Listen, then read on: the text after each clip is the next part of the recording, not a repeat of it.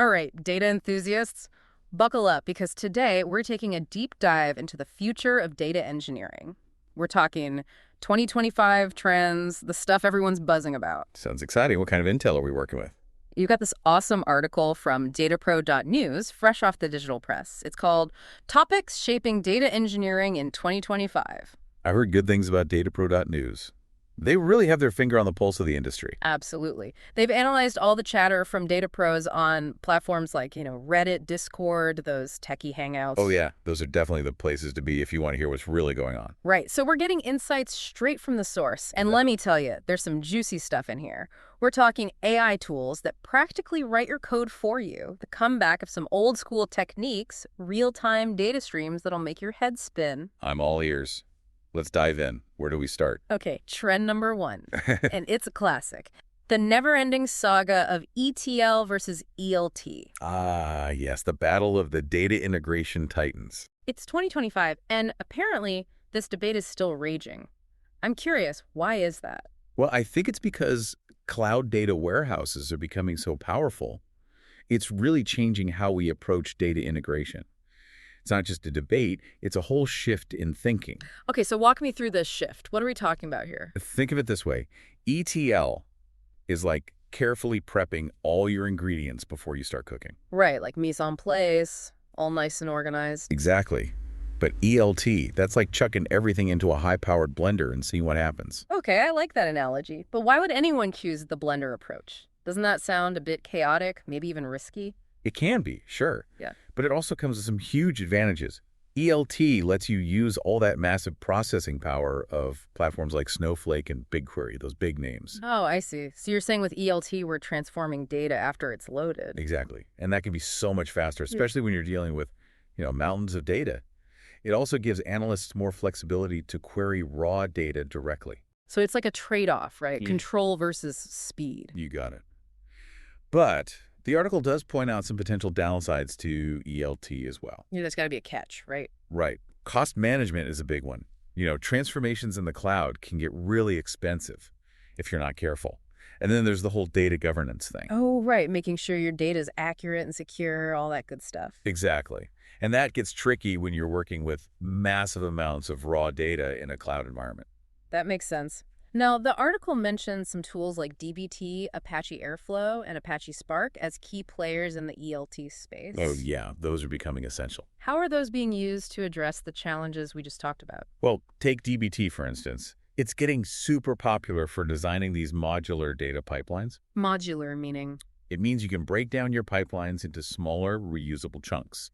It helps with maintainability and collaboration. Oh, that makes sense. So it's like building with Legos. You can snap things together and take them apart easily. Exactly. And then you've got Airflow, which is still the go-to for orchestrating complex workflows. So it's like the conductor of the data orchestra, making Yeah. sure everything runs smoothly. Yeah, a perfect analogy. And then there's Spark. That's the workhorse, for both batch and streaming data processing. So it's not just about picking ELT or ETL. It's about building the right set of tools to handle the complexities of data integration. Absolutely. It's all about having the right tools for the job. And that brings us to our next trend, which is kind of like an extension of this whole cloud-centric approach.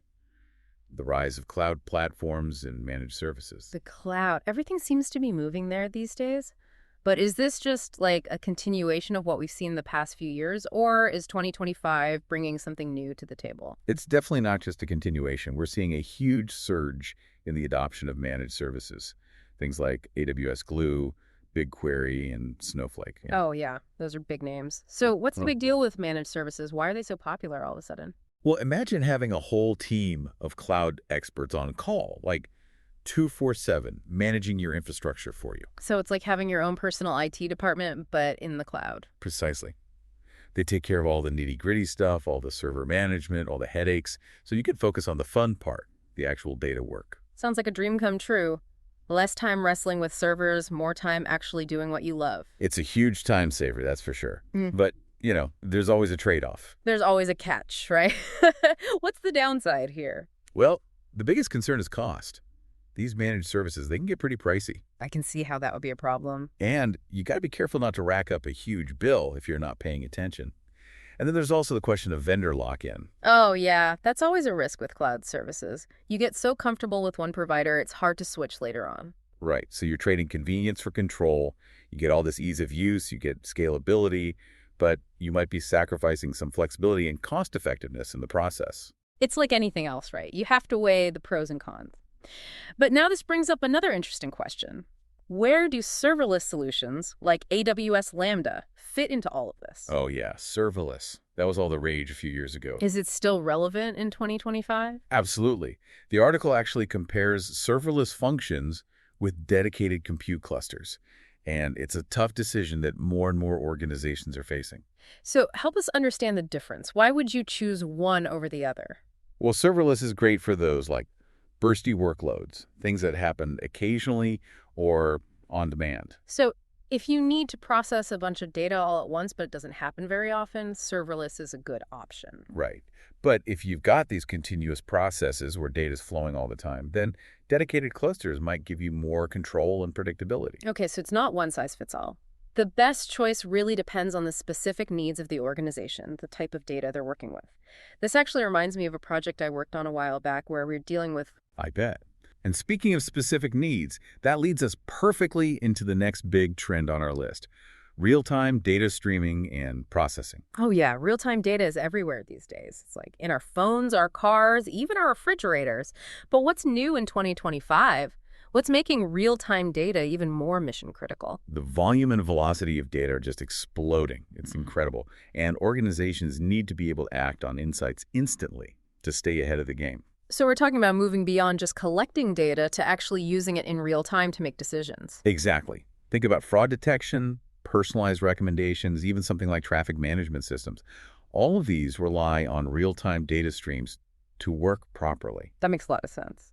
Now, the article mentions some familiar names here: Apache Kafka, Apache Flink, and Spark Structured Streaming. These are the big players in the real-time data world, right? They're definitely leading the charge. What are some of the big challenges engineers are running into as they try to build these real-time systems?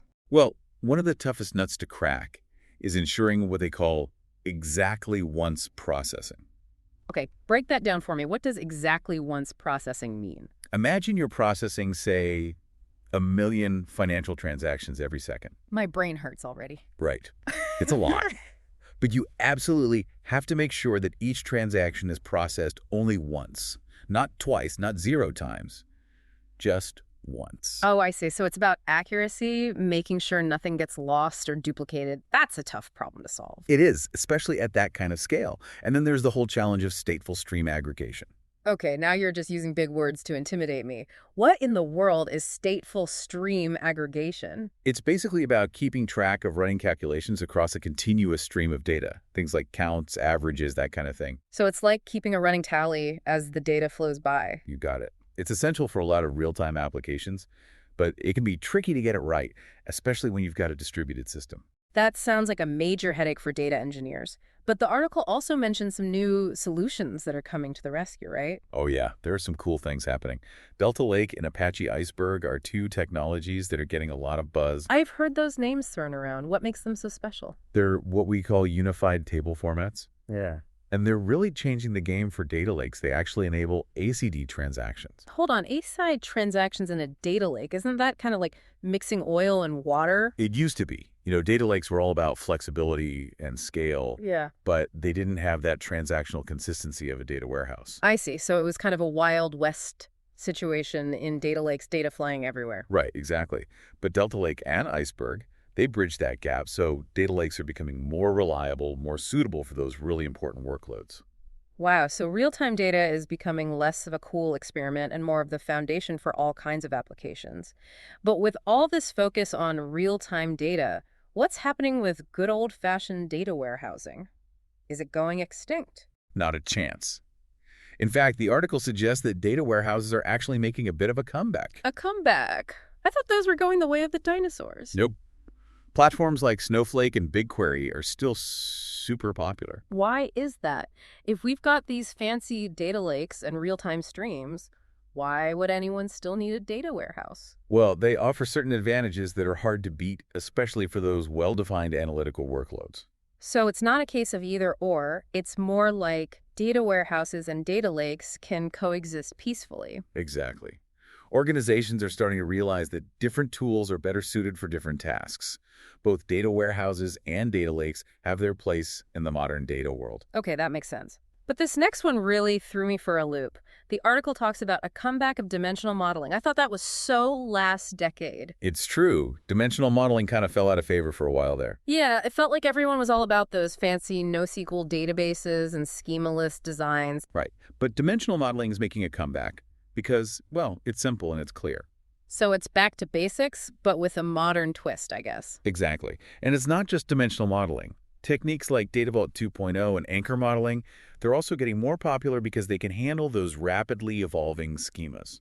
Evolving schemas, meaning our data models need to change quickly. Exactly. Businesses move fast these days, and our data models need to be able to keep up. It's amazing how things come full circle.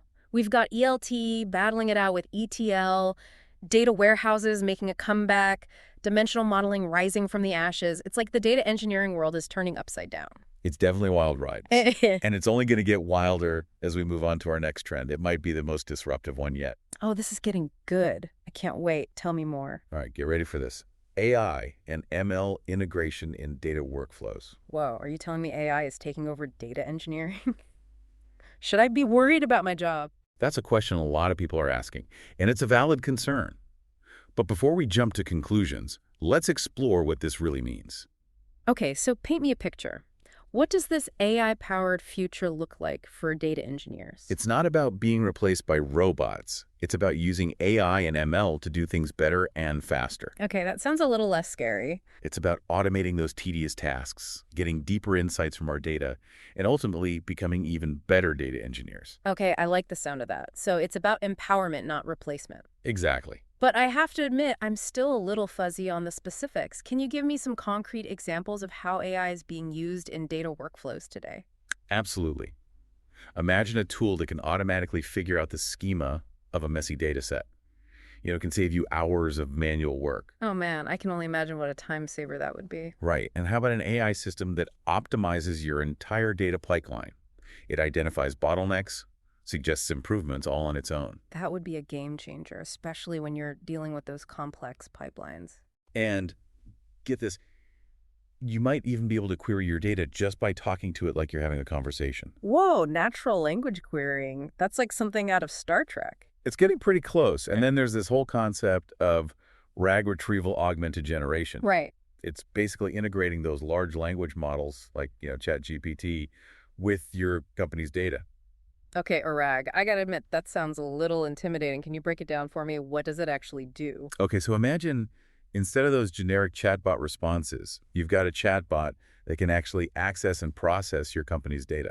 Oh, wow. So it's like having a super smart AI assistant that knows everything about your business. Exactly. Can answer specific questions, provide insights tailored to your company, even generate reports and summaries. That's pretty amazing. But all this AI stuff sounds incredibly complex. What kind of infrastructure do you need to make it all work? That's where specialized databases like Pinecone come in. They're designed to handle the massive amounts of data and complex queries that these RAG workflows require. So it's not just about having the right AI models, you also need the right data infrastructure to support them. Exactly. And that's something data engineers need to be thinking about, how to build and manage the systems that enable all these AI-powered workflows. It sounds like the role of the data engineer is actually becoming even more important in this AI-driven world. It is, but it's definitely evolving.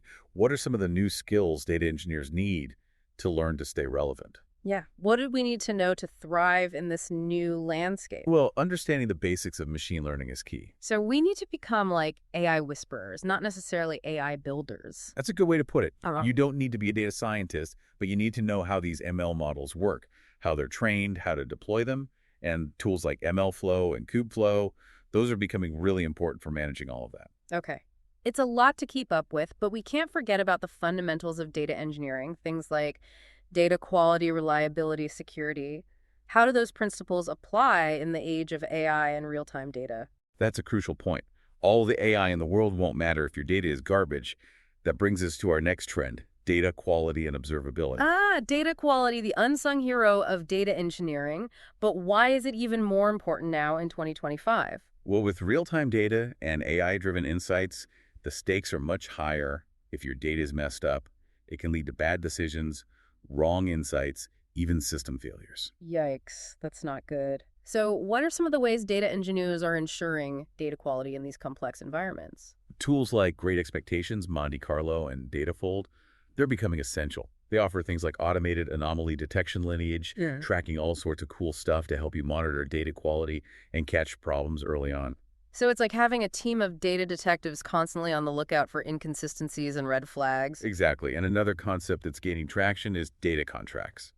Data contracts, what are those? Think of it like a formal agreement between different teams about the structure and quality of the data they're sharing. So it's like setting clear expectations up front to avoid those data mishaps that can derail a project. It's exactly. Data contracts are especially important in those event-driven architectures where real-time reliability is so crucial, you can't afford to have bad data spreading through your system at lightning speed. Makes sense. It all comes down to trust. Trusting the data, trusting the tools, and trusting the people. And speaking of trust, our next trend tackles a topic that's becoming increasingly sensitive in our data-driven world, data governance and security. Yes, data governance. The topic everyone loves to hate, but it's more than just a compliance headache. It's about using data responsibly, ethically, and securely. Right. It's about doing the right thing with data. And with so much sensitive data being collected and processed, data governance is more important than ever. What are some of the big challenges in this area? Yeah. What are data engineers grappling with when it comes to governance and security? Well, regulatory pressure is definitely increasing. We've got GDPR, CCPA, all these laws setting strict requirements for data privacy and security. So we have to be extra careful about protecting sensitive information. Absolutely. Organizations need to implement strong access controls, encryption data, masking all those essential security measures. So it's not just about building data pipelines, it's about building them with security and compliance in mind from the very beginning. Right, and that's where concepts like data mesh come in. We talked about data mesh earlier, but can you remind us what it is and why it's relevant to this conversation? Data mesh aims to break down data silos by giving different teams ownership of their own data. It's a more decentralized approach. I see. So instead of having one central data team controlling everything, you empower individual teams to manage their own data. Exactly. But that also means you need a solid governance framework to make sure everything stays consistent and secure. So it's like a balancing act between autonomy and control. Precisely. Data mesh is still evolving, but it's definitely a trend to watch. Okay, so we've talked about tools, technologies, and governance frameworks, but what about the programming languages and skills that data engineers need to thrive in this crazy world? What are the must-haves for a data engineer's toolkit in 2025? Well, one thing's for sure, SQL is still king. It's the language of data analysis and transformation, and it's not going anywhere. So all those aspiring data engineers out there can breathe a sigh of relief. They don't need to learn a dozen new languages just to get a job. SQL is essential, but it's not the only language in town. Python is still hugely popular for scripting and building data pipelines. But here's where things get interesting. The article talks about a growing split in skill sets within data engineering. A split? What do you mean? We're seeing more specializations. Some engineers are becoming SQL gurus, focusing on tools like dbt to build complex transformations and data models. Others are diving deep into languages like Scala for optimizing Spark jobs, or Go for building high-performance services. So it's less about being a jack of all trades and more about becoming a master of a specific domain. Exactly. And the article even mentions Rust as a rising star for building data-intensive systems. It's known for its speed and safety, which are becoming even more important as data volumes and security concerns grow. Wow, it's a lot to keep up with. It seems like the data engineering landscape is becoming more specialized and fragmented. It is, and that's where our next trend comes in the rise of unified platforms. Unified platforms, what are those? They aim to simplify workflows and provide a more integrated experience. The article mentions Databricks, Unity Catalog, and Snowpark from AWS as examples. So it's like having everything you need for data engineering all in one place. Exactly, from ingestion and processing to analysis and machine learning. That sounds pretty appealing. Who wouldn't want to streamline their workflows? But there's got to be a downside, right? Of course, the biggest concern is vendor lock-in.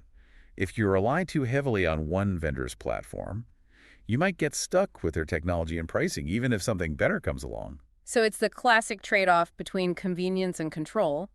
You gain simplicity, but you might sacrifice some flexibility. Exactly. And that's something data engineers need to carefully consider before going all in on a unified platform. It's a tough decision, but the unified platform trend is just one piece of the puzzle.